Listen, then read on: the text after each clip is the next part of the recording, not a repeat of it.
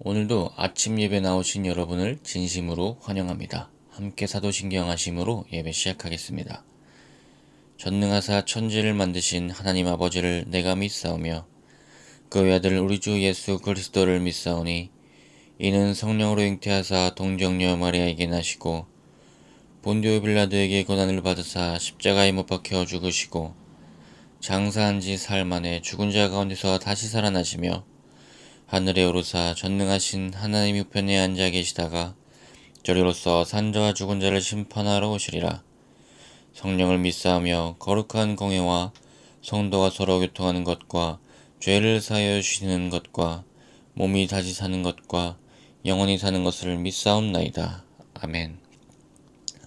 오늘 함께 읽을 말씀은 시편 73편 1에서 3절입니다. 말씀 읽겠습니다. 하나님이 참으로 이스라엘 중 마음이 정결한 자에게 선을 행하시나 나는 거의 넘어질 뻔하였고 나의 걸음이 미끄러질 뻔하였으니 이는 내가 악인의 형통함을 보고 오만한 자를 질투하였음이로다. 아멘. 오늘 73편에서 시인은 아주 심오한 말을 해주고 있습니다. 저는 현대 교회에 던지는 중요한 메시지라고 생각을 합니다. 제가 어제 자녀들하고 아이들하고 길을 걸어가는데 할머니들이 모여 계셨습니다. 할머니들이 모여서 언성을 높이시면서 얘기를 하시는데 그 얘기 무슨 얘기 하나 보니 대부분 대한민국에서 언성이 높아지는 어른들의 이야기를 들어보면 정치 이야기일 때가 많죠. 네, 정치 이야기하고 있었습니다. 또 조금 있다가 마트를 가는데 마트 앞에 할아버지들이 항상 모여 계십니다. 모여서 또 언성 높이시면서 이야기합니다. 세금이니 뭐니 하면서 이제 올라갈 거다 하는데 정치 이야기로 귀결되고 있습니다. 그런데 그런 자리를 우리는 쉽게 만나볼 수 있습니다. 물론 그런 자리를 이제 겉면만 보고 무조건 나쁘다 할 것은 아니지만 여기에는 몇 가지 걸림돌이 있습니다.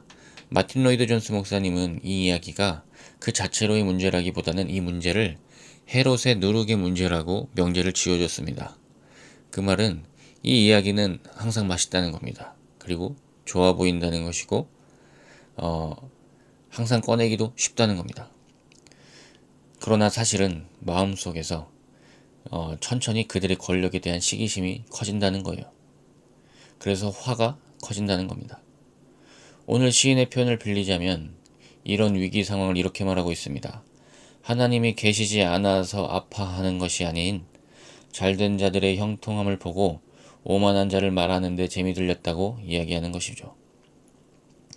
또 이 73편이 오늘 묵상하는 참 의미 있는 것 중 하나는 솔직하게 이 상황에 대한 이야기를 펼친다는 것입니다. 이런 생각을 하게 되었다고 해요. 7절은 이렇게 말합니다. 살찜으로 그들의 눈이 솟아나며 그들의 소득은 마음의 소원보다 많으며 이런 말씀들이 73편에 많습니다. 이야기를 하다 보면 본인이 착각하게 되는 것이죠. 그들은 교만해도 고통스럽지도 않고 죽을 때도 즐거워하고 그들의 마음은 이제 내 마음의 모든 것보다 그들의 소득이 많고 이렇게 이야기를 합니다. 그리고 12절엔 이렇게 갑니다. 볼지어다 이들은 악인들이라도 항상 평안하고 재물은 더욱 불어나도다. 이 마음이 헤롯의 누룩의 이야기 안에 들어가 있다는 겁니다. 그런데 여기서 끝나면 좋은데 그것이 다음으로 이어집니다. 어떤 건 13절입니다. 내가 내 마음을 깨끗하게 하며 내 손을 씻어 무죄하다 하는 것이 실로 헛되도다. 12절 13절 함께 읽어보겠습니다. 볼지어다 이들은 악인들이라도 항상 평안하고 재물은 더욱 불어나도다. 내가 내 마음을 깨끗하게 하며 내 손을 씻어 무죄하다 하는 것이 실로 헛되도다. 헤롯의 누룩의 가장 큰 걸림돌은 여기 있습니다.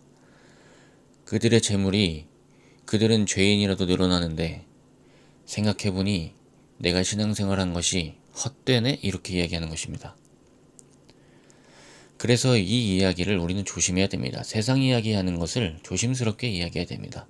이것에 대한 어떤 중독성을 피해야 합니다. 그래서 로이드 존스 목사님은 성도라면 헤롯의 누룩, 세상적인 가치와 권력에 의해 영향을 받지 않기 위해 노력해야 하고 오직 하나님만을 의지하는 순수한 신앙이 목적이 되어야 한다고 합니다. 매주 그래야 한다는 것이죠. 그 중요한 이유는 다른 것이 아닙니다. 우리는 절대로 헤롯의 노릇과 하나님의 내주하심과 가난한 자를 향한 손길을 같이 바라볼 수 없습니다. 심지어 잠시 볼 수 있다 한들, 나는 할 수 있다 한들 그것은 내려다보는 것이고 하나님의 손길이 아닙니다. 그러나 일단은 오늘 시인이 가장 중요하게 두는 문제는 바로 이것이죠. 헤롯의 누룩 문제는 그것을 함께 보면 하나님이 계심을 느끼지 못한다는 데 있는 것입니다. 하나님의 살아계심이 나에게 사실일지언정 먼 사실이 된다는 것이고 나는 가끔 신앙을 후회할 정도로 실수한다는 것입니다. 힘을 말하기를 좋아하면 사랑을 행하기는 어려워질 수밖에 없습니다. 그래서 오늘 시편 73편에서 시인은 이 시간을 끝낼 수 있는 시간이 언제 왔는지 시를 통해서 우리에게 보여주고 있습니다.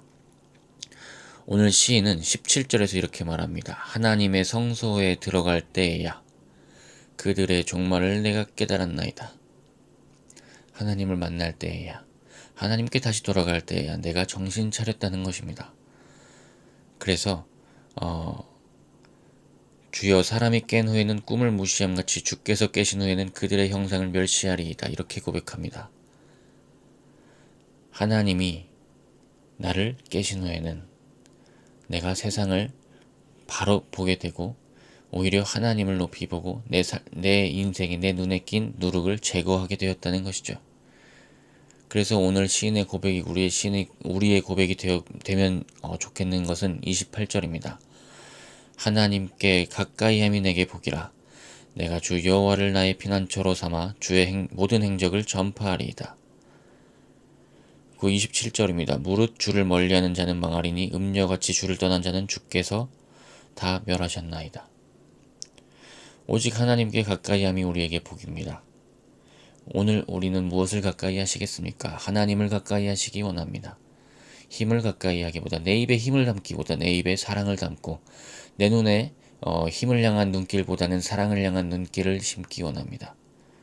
그것이 처음엔 쉽지 않을 것입니다. 그러나 그것이 성전에서 얻은 자유함의 연속성임을 우리는 고백하며 나아가기 원합니다. 기도하겠습니다. 하나님 감사합니다. 우리가 힘의 논리가 아닌 사랑의 논리로 살게 하시고, 하나님, 힘을 보다 보면 우리의 신앙을 후회합니다. 그것이 아닌 하나님 이웃의 사랑에 만족을 얻게 하시고 하나님을 사랑함으로써 세상의 헛됨에 우리가 질투와 욕심을 갖지 않게 하여 주옵소서. 하나님 내 옆에 있는 사람을 먼저 사랑하게 하시고 아버지의 십자가를 그들에게 먼저 보여주는 데에 인생이 집중될 수 있도록 나의 삶을 조절하여 주옵소서. 감사합니다. 예수님의 이름으로 기도드립니다. 아멘.